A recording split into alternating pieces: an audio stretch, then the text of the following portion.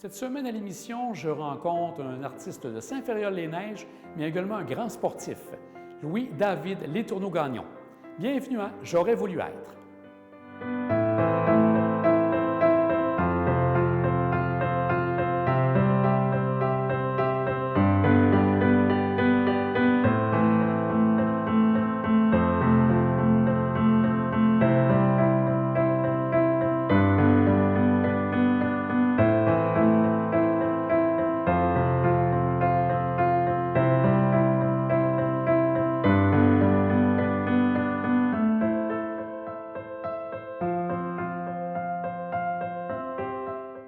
Jamais qu'il va être négatif sur quoi que ce soit, sur ses opinions. Il trouve toujours le côté positif, puis c'est ça qui met toujours en valeur. Donc c'est vraiment intéressant de se tenir avec du monde positif versus du négatif. On est à Saint-Ferréol, dans ton atelier. J'aimerais que tu nous parles un peu de ta formation de base là, en tant qu'artiste. Ma formation de base, j'ai commencé à faire de l'art, dans le fond, pas dans un contexte scolaire, plus dans un contexte de mural, de graffiti, de ces choses-là. Je suis comme allé vers ça naturellement avec la culture du skateboard, du snowboard dans ce temps-là. C'était comme un genre de dérivé attaché à cette contre-culture-là. Puis de fil en aiguille, j'étais allé habiter en Europe, tout ça. Puis là, en revenant, j'étais à Barcelone, j'ai vu d'autres choses, j'ai vu comment les Européens faisaient de l'art, tout ça. Puis ça m'a comme influencé un peu dans ma manière de créer. Puis là, en revenant, je me suis dit, avoir l'aspect académique, ça serait peut-être bon, t'sais. Fait que je me suis inscrit à l'université. J'avais 20 ans, je pense, 21 ans. Puis là, j'ai fait mon bac, tranquillement, pas vite, en travaillant. Puis après ça, j'ai fait une maîtrise aussi à l'Université Laval. Tu as commencé, pour vraiment, on pourrait dire, cette carrière-là autour des années 2003 à peu près? J'ai commencé à peindre en 2003, tu sais.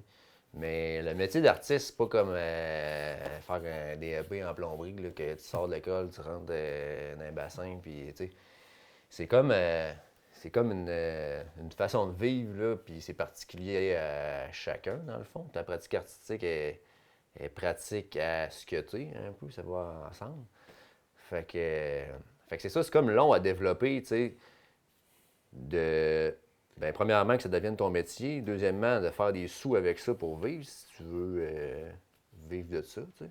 C'est comment tu t'adaptes tu sais, il y a l'art, puis il y a la vie, puis comment tu t'arranges pour que ça marche, tu sais. Pour les deux, on peut dire fit ensemble. Ouais. Excuse-moi l'expression, là. C'est ça, fait que je te dirais que peut-être plus vers 2013, ça a commencé à fonctionner, puis j'ai comme commencé à trouver un chemin là-dedans, puis à voir c'est quoi aussi le métier, là, d'apprendre sur le tas, comme on dit, tu sais. Fait que c'est ça aussi, le temps de développer ton esthétique personnelle, mais c'est long. Ton style aussi. En 2003, moi, j'essayais plein de choses, un peu comme le tableau, celui qui avait la dualité là, des graffitis puis l'expression. Oui. Tu essayes des choses comme ça, puis là, à un moment donné, tu développes ton style, c'est ça. Fait que c'est ça, c'est comme beaucoup de recherches personnelles et artistiques qui font qu'à un moment donné, ça se place, puis... Là, après ça, tu te dis, bon, je suis entrepreneur. Fait que là, tu réapprends tout ça. Je voulais voir un peu, peut-être que la question peut être drôle pour toi, mais est-ce qu'il y a une différence entre être un graffiteur puis quelqu'un qui travaille des murales? Y a-t-il une différence entre les deux? Ben oui, un graffiteur, c'est pas un métier pantoute, là, tu sais, c'est une activité. Ça se rapproche plus de la performance en art. Mais c'est une forme d'art quand même? Le graffiti? Oui. Oui. Oh, oui, c'est ça, c'est comme c'est le fait de faire quelque chose du graffiti. C'est pas nécessairement l'esthétique. Quand il y a une esthétique au graffiti que les graffiteurs apprécient, mais ça va plus... Tu sais, c'est dur à expliquer parce que faut que tu le fasses un peu pour comprendre c'est quoi le but de ça, tu sais, parce que la plupart du monde, ils se disent... le gars, il a fait un tag sur ma porte de garage, puis je suis bien d'accord, c'est pas le fun, tu sais, tu te réveilles le matin, tu sais. Mais c'est ça, dans le milieu du graffiti, il y a comme une esthétique qui va avec ça.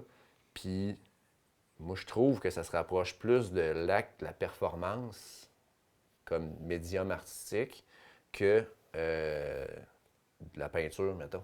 Parce que ce qui est intéressant dans le graffiti, c'est le fait d'être allé le faire à cet endroit-là. Précisément. C'est ça.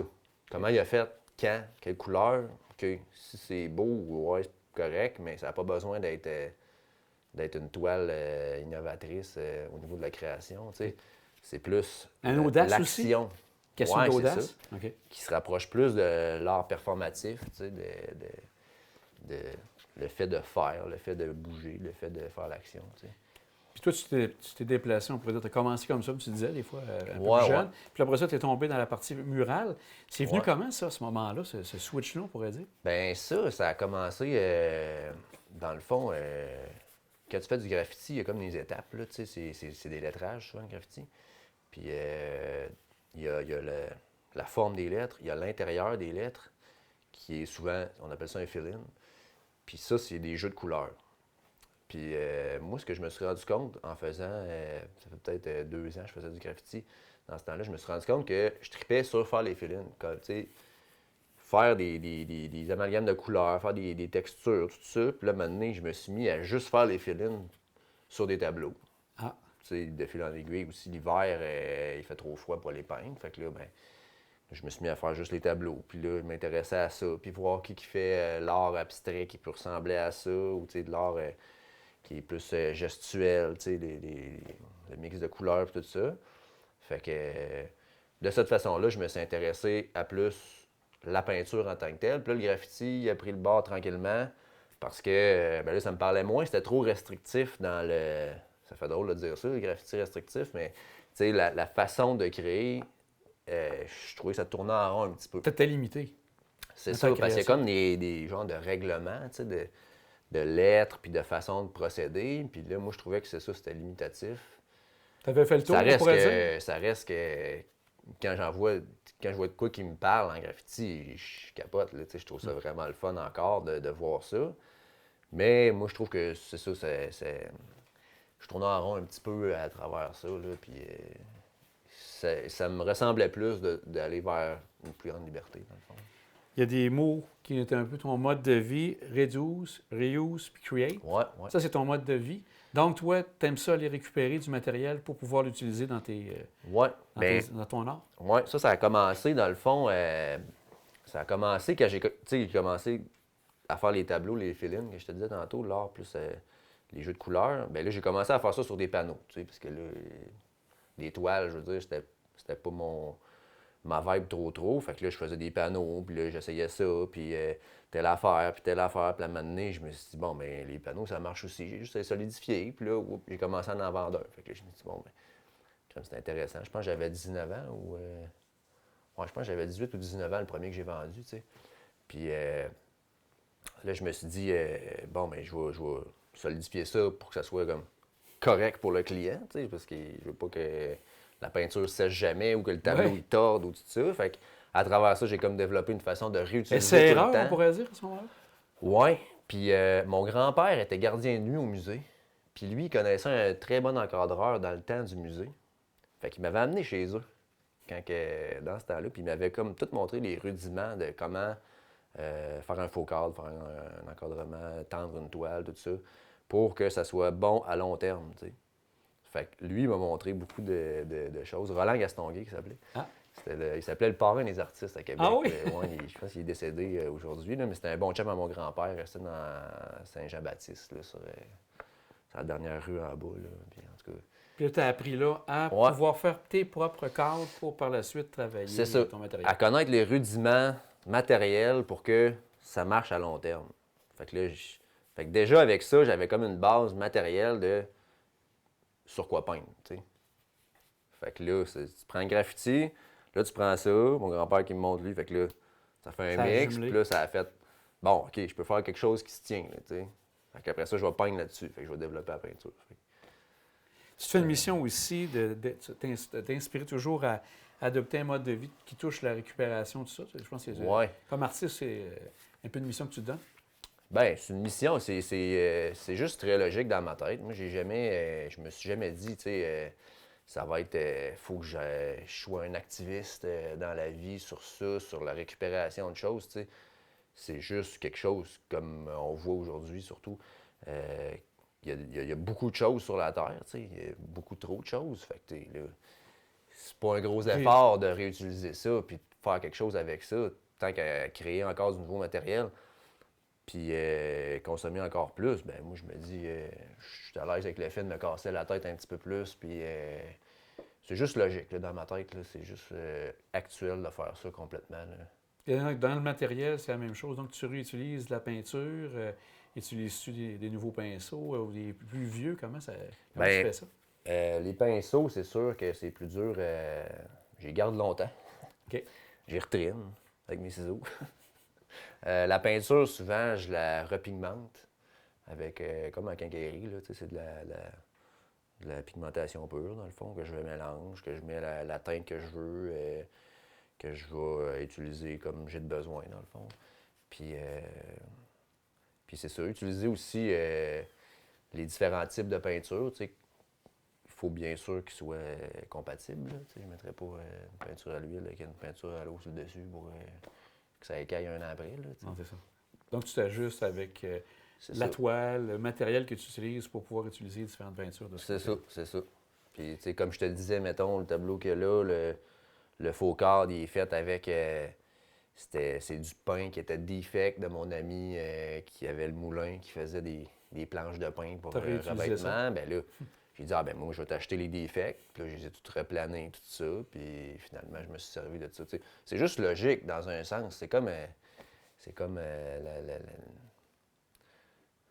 un peu plus dans le temps, là, ils utilisaient tout au maximum. Plutôt que de racheter toujours du neuf. Ben, c'est ça. Fait que c'est juste une question de logique dans ma tête de réutiliser les choses.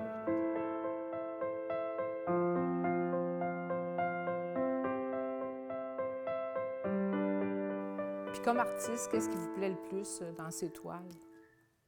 Il y a de quoi qui est... moi, je trouve qu'il y a toujours un petit peu des contradictions, là, des oppositions. Là. Il y a de quoi qui est souvent très brut, très brouillon à la limite, mais en même temps, poum, ça fait de quoi qui est globalement très, à la limite, sophistiqué puis raffiné. Donc, il y a ce mix-là qui est... Puis encore là, un mix entre souvent des fois de l'abstrait puis du figuratif. Donc, il y a toujours un dialogue entre les deux qui est quand même assez intéressant. Puis, tu sais, souvent, ils travaillent beaucoup avec les superpositions, autant superposition matérielle, que c'est carrément de la matière que tu vois qui est un par-dessus l'autre, c'est quand même cool. Puis aussi, des superpositions de plans, en quelque sorte, visuels. Il y a comme souvent, je trouve qu'il réussit bien à travailler ça, les couleurs, c'est le fun. Il y a un côté phoné original là, dans tout ça. Là. Il prône beaucoup la réutilisation, puis consommer moins, puis tout ça. Puis ce qui est effectivement très remarquable dans son cas, là. Il fait vraiment ça, puis je pense que ça se traduit dans ses œuvres. Justement, au lieu d'aller acheter plein de matériel, mais il récupère du matériel, mais tu sais, il est toujours de même dans sa vie. Là. Ouais. Ça, tantôt, on parlait de ses qualités. Ça, c'est quand même assez inspirant. Là. Puis c'est ça, côté environnemental, moi, je pense plus que c'est un moyen qu'il utilise plutôt que le but. Le moyen étant d'économiser de l'argent parce qu'il est très, très économe. C'est précaire comme métier.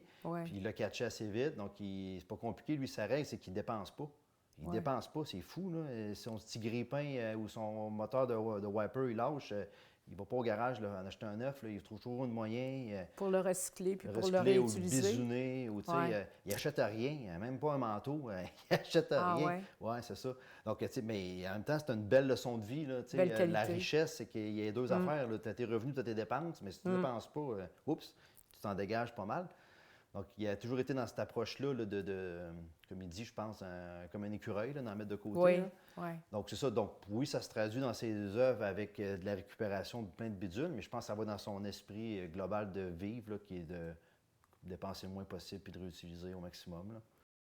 J'ai annulé ma venue dans ma famille. Donc, ça fait 2 ans que je n'aurais pas vu ma famille, parce que je dois prendre l'avion, en fait, le 2 janvier.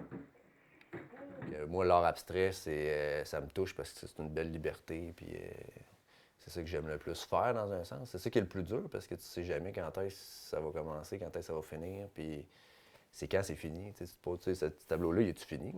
On sait pas, peut-être. Moi, là, je le regarde, je me dis, bon, mais je considère qu'il est fini, mais là, peut-être que non. Puis ça, je vois aussi que tu signes bien sûr tes œuvres, mais en même temps, tu ajoutes une petite anecdote ou un fait qui rajoute à l'information, on pourrait dire. Oui. Ben oui, c'est ça. Souvent, un petit... le contexte dans lequel il a été créé, tu sais, je trouve ça important de partager cette info-là. Ça rajoute au contexte de création, puis là, ben, ça reste sur l'œuvre. Fait que ça fait comme un petit clin d'œil, là, comme on dit tantôt, là, tu sais, mettons que j'ai créé le tableau dehors, dans le bas d'un couloir en Gaspésie. Bon, ben crime. Moi, quand je regarde le tableau, ça me parle, tu sais. Fait que si le client, c'est le même principe, bien lui, ça va y parler aussi. Il va dire, hey, c'est un mélange d'art abstrait, puis une belle ligne, une belle journée de ski que j'ai faite dans le couloir à telle place. Ben là, ça fait comme les souvenirs sont le fun, puis là, il le met chez eux, fait que c'est un souvenir qu'ils voient tous les jours. Mais en même temps, ça n'a pas besoin d'être le spot en tant que tel, la figuration du couloir. Ça peut juste être le souvenir de couleur, de l'émotion, ça donne une de la partie journée, de l'histoire de du ton contexte. tableau. Là. C'est ça, exact. Fait que je trouve que le fait de le marquer en bas, ça fait comme un petit clin d'œil à ça, tu sais, qui est trippant, là. Une affaire importante aussi pour toi, tu mélanges, tu es artiste, mais la partie aussi importante dans ta vie, c'est le sport. Ça te permet d'aller chercher des fois de l'inspiration. Qu'est-ce que le sport t'amène dans tout ça? Oui, bien, premièrement, le sport, c'est sûr qu'une journée en atelier de 7-8 heures le matin avec 3-4 cafés, puis rendu à 1 heure, tu as le goût d'aller bouger, là, tu sais. C'est beau la dualité avec la création, avec le tableau, mais prendre l'air, c'est bon pour la santé. C'est ça.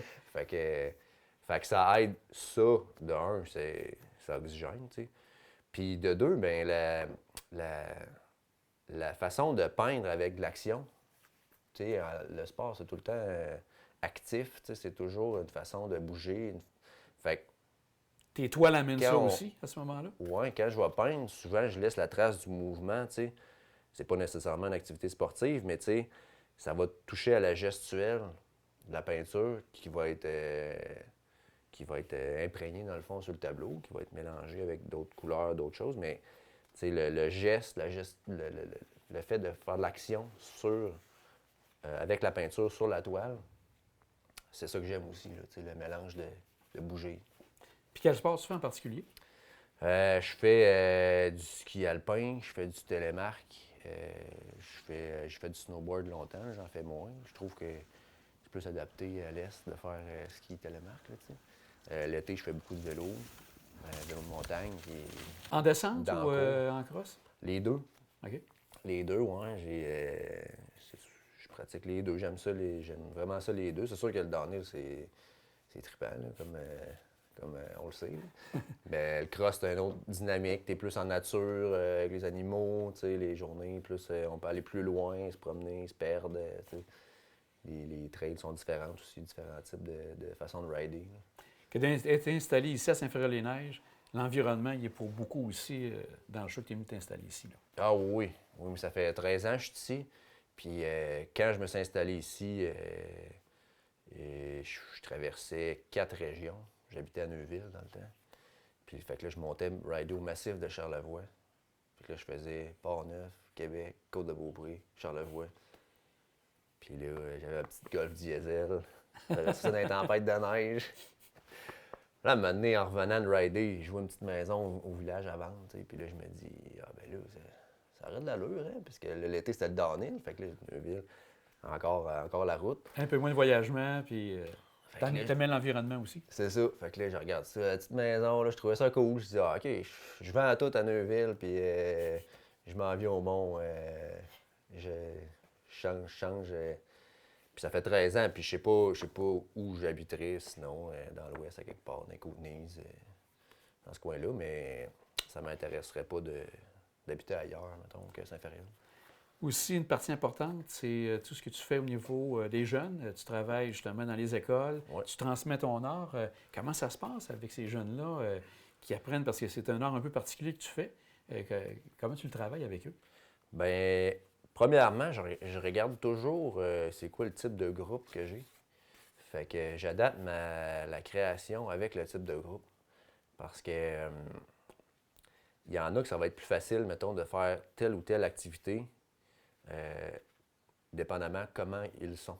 Si Si c'est, mettons, je sais pas, il y a un projet en particulier, comme mettons à Courvilloise en ce moment, on fait une murale à l'entrée. Bon, mais ça, c'était un projet préétabli, on fait la murale. Fait que là, je développe avec les étudiants de qu'est-ce qu'on va faire sur la murale, qu'est-ce qui les touche, quelle thématique on va intégrer, tout ça. Ça prend. C'est un peu plus restrictif pour toi à ce moment-là quand tu arrives avec. Quand il y a un projet préétabli. Oui, c'est ça. Ben, c'est pas restrictif. Ben,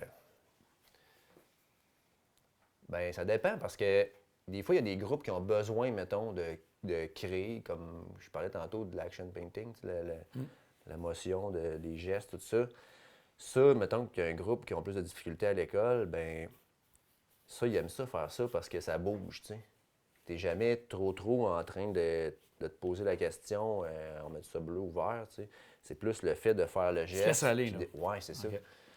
Fait que c'est pas nécessairement restrictif. Tu sais, moi, le but, c'est que les étudiants participent à la réalisation d'une œuvre artistique, puis ils voient les contraintes qu'il y a, puis ils voient le processus créatif, tu sais. Puis ils participent à ça, puis qu'ils se disent, OK, est-ce que ce soit de l'action painting qui est plus dans le gestuel ou que ce soit plus dans la thématique conceptuelle, qui se posent les questions plus dans leur tête, bien, les deux, ça fait partie du processus créatif. Et moi, c'est ça que je veux qu'ils expérimentent à travers ça. Donc, tu atteins les deux buts que tu vises là-dedans. Là. C'est ça. Puis là, c'est deux, mais il y en a plein, là, des façons de faire vivre l'expérience créatrice créative pour les étudiants, dans le fond. C'est selon chaque groupe. C'est vraiment selon chaque groupe. Parce que l'important là-dedans, c'est l'étudiant. L'œuvre en tant que telle, si ça marche pas, ben il y a tout le temps moyen de la retweaker, là, la rendre plus esthétique ou que ça marche. Mais ce qui est important là-dedans, c'est le processus de création qui est bon pour la tête. T'sais. Puis, est-ce que tu fais les écoles plus au niveau primaire, secondaire, ça varie? Je fais pas de primaire. Je fais tout ce qui est secondaire, mettons, secondaire et plus. Là. Ça peut aller au cégep aussi, ça peut arriver. Oui. Tu as eu des projets de ce côté-là. Oui, j'avais travaillé un petit peu à l'université aussi pendant ma maîtrise. Là. J'ai aidé des étudiants à réaliser des projets, puis c'est ça qui m'a comme allumé un petit peu là-dessus. Là. C'était trippant d'aider mes collègues de maîtrise à réaliser leurs projets. Puis j'ai commencé à faire ça, puis là, j'avais une amie du bac qui m'avait appelé pour travailler dans une école, tout ça. Fait que ça a commencé comme ça, c'est en 2015 à peu près. Fait que c'est ça, c'est un beau... c'est le fun, justement, comme quand je vais faire du sport, ben, tu sors d'atelier, puis c'est une autre dynamique complètement. T'sais. Je regarde ici, donc toi, les gens te passent des commandes. Comment ça se passe à ce moment-là? Est-ce que tu fais du sur-mesure? Ouais, comment tu travailles ça avec les gens? Peut-être 75 % de ce que je fais, 80 % même, c'est des commandes sur mesure. Fait que comment ça fonctionne, c'est que je me déplace. C'est ça que j'aime le plus faire, là, à moins que ce soit vraiment loin puis il faut que je chiffre. Là. Mais je me déplace, je vais chez le client, puis je regarde avec le client qu'est-ce qu'on veut. L'espace qui est disponible aussi. L'espace, s'il y a des couleurs en particulier, mettons, il y en a qui n'aiment pas, je sais pas, ils veulent pas de mauve, bon, ben je ne fais pas exprès de mettre du mauve, ça va-tu être plus abstrait, figuratif, quelque chose qui punch, quelque chose qui est plus mellow, qui est plus soft. Là. Tout ça. Puis moi, je trouve que le contact client, chez le client, je trouve que c'est quand même important parce que je vois la dynamique qu'il va y avoir autour du tableau. Après ça, moi, je note pendant ce temps-là. Quand je suis là, je note. Ah, tu vas vraiment chercher comment ça se vit dans cette maison-là. Ouais, c'est ça. Là. Puis après ça, je reviens avec mes notes. Puis là, ben, je le place dans l'horaire selon l'ancienneté de la commande, dans le fond. Là. J'ai comme une liste de commandes de tableaux que je fais une après l'autre, dans le fond, là, à travers mes activités scolaires, puis la rue du Trésor. Puis tu vas selon le budget de la personne aussi. Ça marche, le budget fonctionne toujours à la dimension. Fait que c'est assez simple. OK, donc les gens savent qu'en faisant ça, ben, ça va leur coûter tant. Là, c'est ça. Qu'est-ce que je regarde ça, si on conclut là-dessus, autant au niveau de l'art, au niveau de la vie personnelle, le mot liberté est important pour toi de pouvoir faire un peu ce que tu veux au moment que tu le désires. Ouais, c'est ça. La vie de ski-bum, hein? Quand il neige, il faut que tu ailles skier. Donc, à ce moment-là, là, tu te défoules, puis ça te permet après ça de revenir puis d'être plus Ouais. concentré sur tes toits. Ouais, c'est ça. Je sais pas. C'est la façon que chaque personne est, je pense. Moi, je pense que c'est viscéral, cette liberté-là, que ça a fait que je suis devenu comme ça, dans le fond. Mais j'ai jamais été conscient de ça. Tu sais. Je me suis jamais posé des questions. Ça a juste frayé son chemin de façon naturelle, là, tu sais, à travers ma vie. Fait que oui, c'est de la liberté, mais je suis pas un...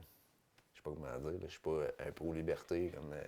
Mais sauf que de la manière que je veux dire, plus dans le sens que c'est toi qui décides ton horaire. C'est ça, C'est ça. Tu n'as pas ces contraintes-là, toujours arriver puis dire du 8 à 4, quelque chose du genre. Là. Tout était vraiment cette possibilité-là. Là. Ouais, mais c'est ça. J'ai fait ma vie autour de ça, tu sais. Parce que c'est comme drôle, mais c'est à partir de quand il neige, il faut que tu ailles rider, tu sais. Fait que ça a comme... Ça s'est développé autour de ça. Tu travailles autour de ça, je comprends. C'est ça. Puis en même temps, ben, faire du sport dans ta vie, c'est un bon investissement pour ton corps, tu sais. C'est le fun d'être en forme, puis c'est le fun tu sais, à faire ça, s'oxygéner, puis tu sais, fait que c'est une roue qui fonctionne. Ben oui, David, ça a l'air à bien fonctionner. On voit tout ce que tu as fait dans les dernières années. On souhaite que ça continue comme ça, autant au niveau du sport, au niveau de l'art. Bonne chance et merci d'avoir consacré du temps aujourd'hui. Ben, ça fait plaisir. Merci beaucoup à toi.